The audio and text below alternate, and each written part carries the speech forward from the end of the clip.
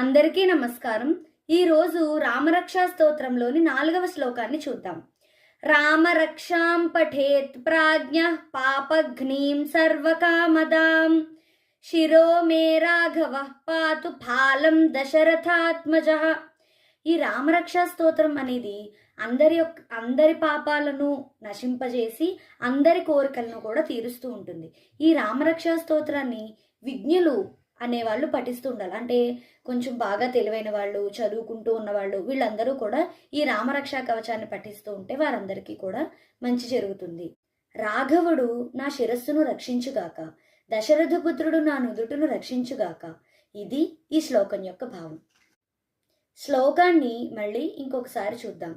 రామరక్షాం పఠేత్ ప్రాజ్ఞః పాపఘ్నీం సర్వకామదాం శిరో మే రాఘవః పాతు ఫాలం దశరథాత్మజః.